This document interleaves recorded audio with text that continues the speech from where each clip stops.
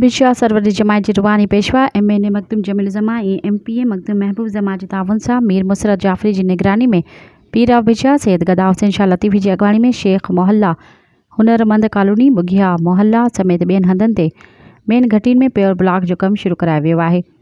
शहर जी बहितरी तरक़ी भलाई लाइ तरक़ियाती कमनि जो आगाज़ कयो वियो आहे। इन मौक़े ते पीरा बिशा सैयद गदा हुसैन शाह लतीफ़ी चयो त क़िबला मखदूम जमील जमा ऐं संदसि साहिबज़ादा मखदूम महबूब जमा जे ख़ुसूसी तावन सां मीर मुसरत जाफ़री जी निगरानी में लतीफ़ जी नगरीअ जी ख़िदमत जो ॿीहर मौक़ो मिलियो आहे। इंशाअल्लाह शहरियुनि सां कयल वाइदा वफ़ा कया वेंदा। शहर अंदरि रहियल प्योर ब्लॉक जो कमु मुकमल करायो वेंदो। हुन चयो त मूं हमेशह पंहिंजे शहर जी ख़िदमत कई आहे ऐं अॻिते अला महिनत ख़िदमत जारी रखी वेंदी। शहर में खोड़ सारा मसइला दरपेश आहिनि जिन खे हल कराइण लाइ पंहिंजो अहम किरदारु अदा कंदा रहंदासीं।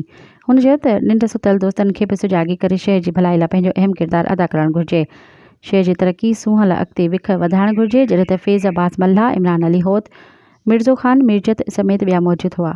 मज़ीद ख़बरनि ऐं तफ़सीलात लाइ विज़िट कयो असांजी वेबसाइट www.awamiNewsHD.com ऐं ॾिसंदा रहो अवामी न्यूज़ HD।